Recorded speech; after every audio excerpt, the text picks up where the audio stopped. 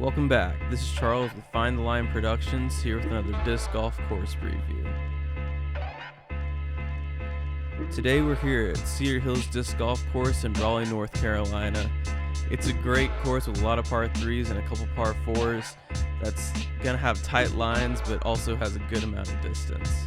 Hole 1 is a 245-foot par 3 that has a gap straight down the middle, but you can either sneak to the left or the right if you find a line that you like. What you really need to be aware of is the drop-off behind the basket. It can lead to a lot of rollaways. It also means that from the tee, even though you may have 300 to 500 foot distance, you might want to lay up a little bit short so that you don't go flying past the basket.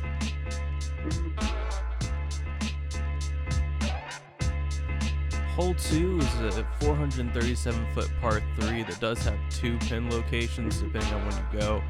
It has a huge dog leg left, so what you're really aiming at is this gap the drone's about to fly through. You want to push a little bit past it and have something stable that will fade to the left.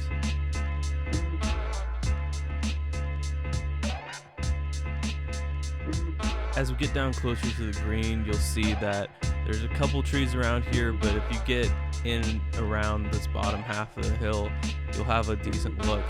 If you can see off to the back and a little bit to the left, there's the alternate pin location that might actually be the 437 feet, but I think this one's a little bit shorter than that.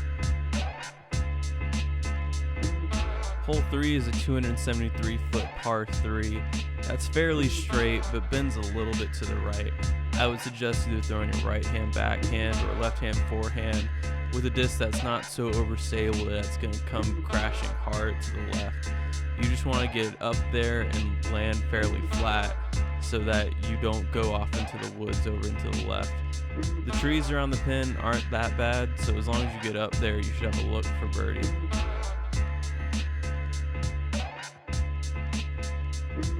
Hole 4 is a 167-foot par 3 with really 2 gaps. Most people are going to go for the straight gap that the drone's going to fly through, but as you can see, there's a little bit of a gap on the left if you want to throw a big hyzer over that way. You really want to throw something stable that will get up and through the gap, and then at the very end just push a little bit right. The hyzer to the right will dig you into the side of the hill and should leave you pretty close to the basket.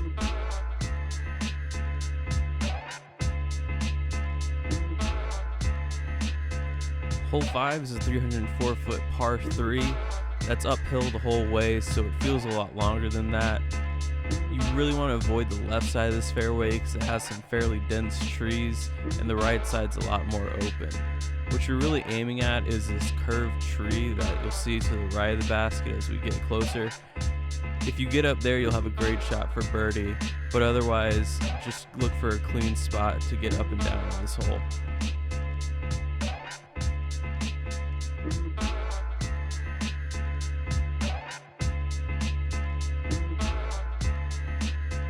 Hole 6 is a 349-foot par 3 that also has 2 pin locations.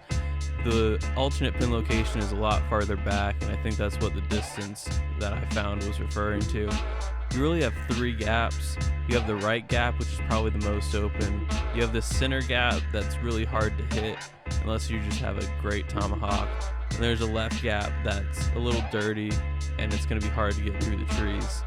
But this is the first pin location that's fairly open, fairly easy to get to.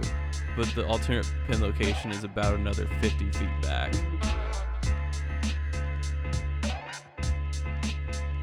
Hole 7 is a 290-foot par 3 with a water hazard that really makes you consider laying up. If you're playing casually, I would suggest playing the shorter tee pad that's in the woods to the left, but otherwise, you have to lay up or you have to go for it. For me, this is a really questionable range of whether or not you can make it consistently, and if you go short, you're probably not getting your disc back. If you lay up, you should have a good chance for par because the green is fairly open, and if you can make it across, you should have a putt to make it.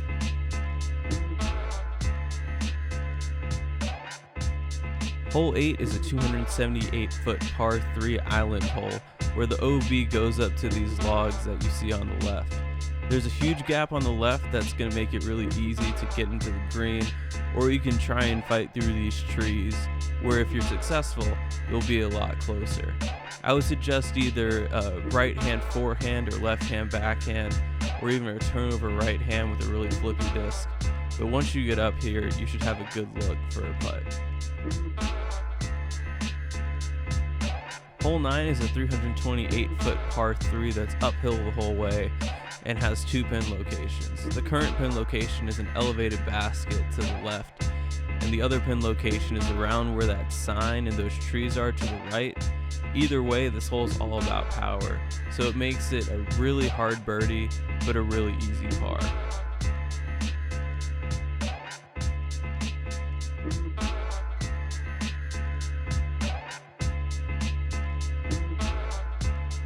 Hole 10 is a 415-foot par 3 that also has 2 pin locations. It's currently in the shorter pin location, which just requires a tunnel shot that opens up at the end, so as long as you can get a disc to fly straight enough or long enough, you should easily have a putt for birdie. The other pin location is about another 100 feet back and in the woods, which makes it really difficult to get to off the tee unless you have a lot of control and power. The 415-foot distance is more likely attributed to that pin location.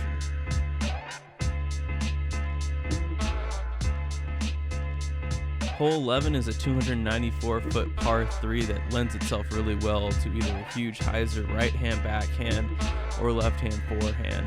It even has a nice road where if you go short, it'll hopefully skip off and towards the basket. The only thing you really want to avoid is the left side. It's very densely wooded, and it's going to be really hard to get out of and up to the basket on your second shot.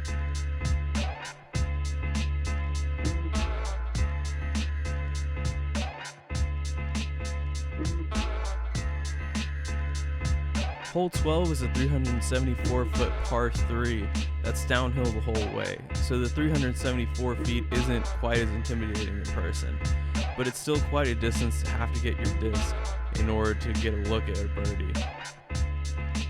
This one's a fairly makeable par as long as you stay in the fairway and don't go too far off to the left or right. That's when you'll get in some trees that might get in your way for your up and down.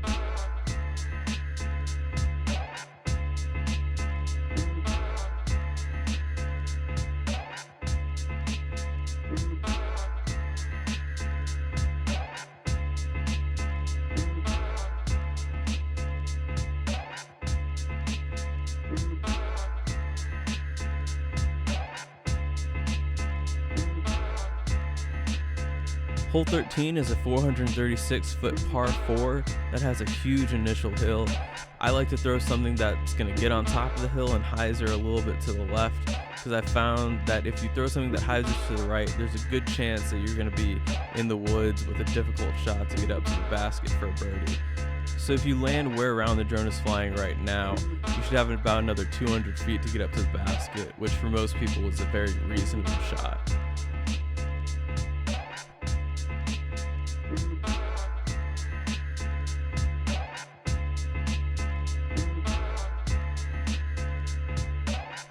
Hole 14 is a 282-foot par 3 that's deceptively long from the tee box. It doesn't look that far, but it takes a little bit of power to get it there. You want to be aware of the hill behind the basket, because if you throw it too long, it could roll down into the fairway of hole 13. From there, it's going to be almost impossible to get a birdie, and it's going to be very frustrating to have to throw up a hill just to get a par.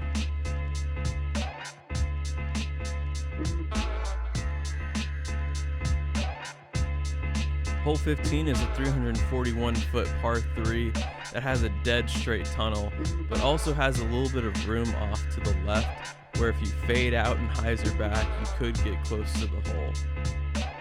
A good play on this hole might be a tomahawk or a thumber that keeps you in the middle of the fairway. It might slide all the way down to the hole, but it's really a question of the distance that you think you can get out of it.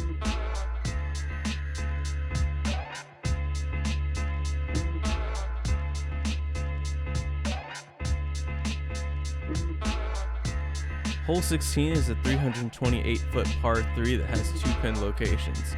It's currently at the pin location that's on the top of the hill, but as you get closer, you'll see that there's a little bit of a gap over to the left, and that's where the other pin location is. You really want to try and get it either all the way up to the top of the hill or to the bottom of the hill and pitch up for your par. But this hill is very prone to rollaways, so you want to make sure that if you get it up there, it's going to stick. Hole 17 is a 272-foot par 3 that has 2 pin locations and a very tight initial gap. This hole is a dogleg to the left, so if you do make that initial gap, you're going to want your disc to hyzer off to the left. There's not a lot of trees past that initial gap, so as long as you get through that and don't kick right or left really early, you should be able to get up and down for your par or have a look at birdie.